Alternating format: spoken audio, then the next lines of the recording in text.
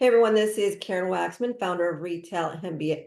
Hey everyone, this is Karen Waxman, founder of Retail MBA. Today we're going to be talking about wholesale cosmetics. So if you have a great wholesale cosmetic product and you're trying to sell to retail, this training will give you some things to think about in regards to selling them. With that said, let's get started on today's training. Let's talk about the beauty category for retailers and some strategies that would help you get started today. There are a lot of product types within this category. Obviously, if you have a cosmetic product, it's a little bit different than an eyeliner and this type of thing. But generally speaking, a lot of retailers tend to combine these products into one area of the store.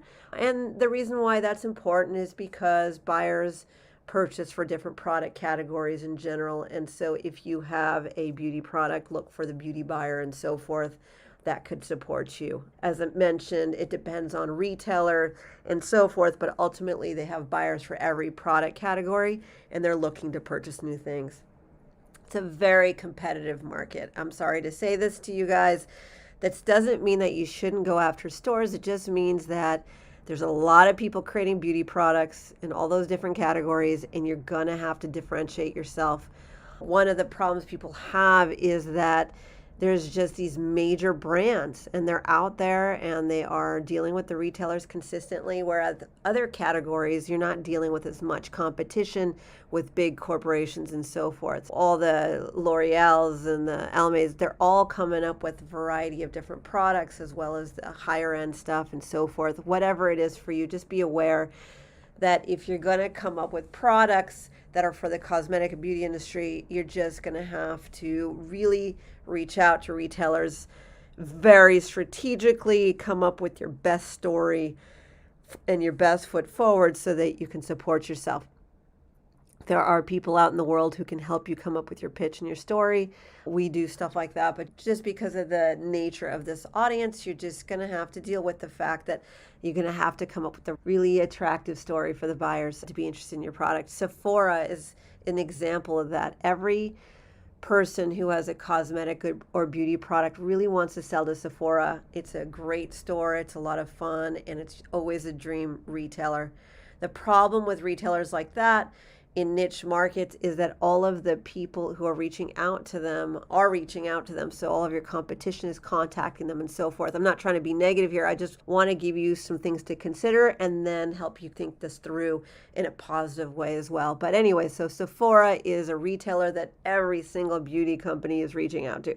So if I had a beauty or cosmetic company, yes, I would reach out to Sephora. However, I would probably lean toward anybody else initially, because if Sephora says no to you, most people get rejected. They feel awful. They don't want to continue on. They think there's something wrong with their product. It's really not true. Imagine every single major company, small company, everybody's contacting that same retailer. Sephora gets a little snobby about that. So if I were you, I would diversify. If you had a kind of a cheaper product, maybe consider going after the Walmarts or Targets of the world, or the CVS's or Walgreens of the world versus the department stores. There's so many different ways to sell to them. But don't forget supermarkets and drugstores and stuff for your product. There's a lot of ways to sell a product into retailers, and it doesn't have to be the one that everybody wants to sell into. Again, you should go after Sephora, but just be aware that they might reject you a little bit more, and they're looking for sales and more revenue from you a lot of times just because of the nature of their business.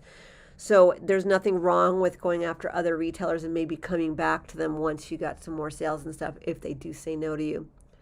With beauty products, packaging is key to your success because, as you've seen, they've come up with outlandish packaging for the beauty industry, and there's a reason for it. There's just a lot of noise. How are you going to come up with something that's really going to be spicy and exciting? And it doesn't have to be complicated, but I would put definitely some more effort into packaging and making it more pop off store shelves so that the retailers would be more inclined to work with you. Again, it's hard to share all this stuff based on categories if I haven't seen your particular product, but I'm just trying to give you some ideas, things to think about.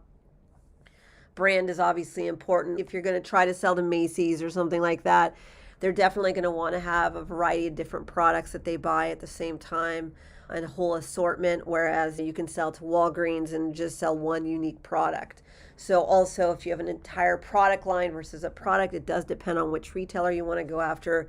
And the higher ticket retailers, the more they expect really well-known brands and stuff to be in their stores. So definitely need to do your market research to figure out which direction to go. So again, you can go after the department stores, you can go after the online retailers, you can go after supermarkets, you can go after the drugstores. It really depends on your product and your category and your pricing, how popular you are if you're just getting started. Maybe try not to go after the retailers that are just going to want a whole series of products versus individual stores. These are things to consider. By the way, a lot of these retailers love diversity, so if you are a diverse supplier and so forth, definitely want to explore getting a certification to be a diverse supplier. This basically means you're a minority-owned company.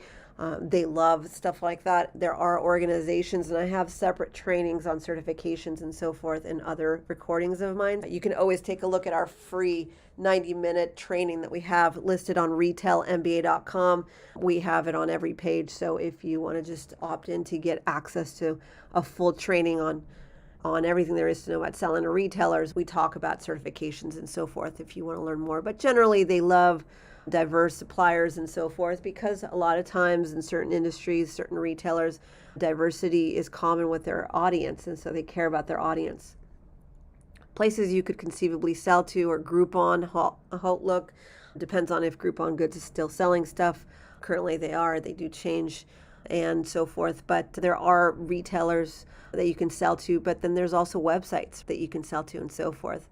So the bottom line is, if I can give you any quick tips and strategies, it's just to really think about which direction you want to go based on your price, based on how many products you have and so forth. And then create a plan to go after them and choose accordingly, because it's really going to matter because of the fact there's a lot of competition. There's so much more to say about the beauty industry. If you want to learn exactly how to approach, pitch, and sell to retail chains, we actually have, as mentioned, a free training on retailmba.com/free. Just sign in and you'll get access to a webinar that we do to teach people how to get products into stores, and we get into much more details if this is of interest to you. If you want to go to one of our upcoming live events, virtually or in physical sense, we have events. We do master classes quarterly. We have a year-long coaching training system, do-it-yourself programs, done-for-you services, all sorts of things listed on retailmba.com. Feel free to reach out to us.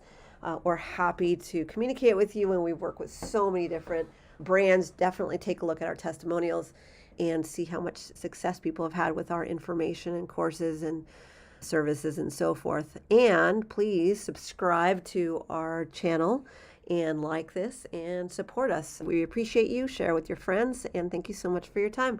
Karen Waksman, Retail MBA Brands. I appreciate you.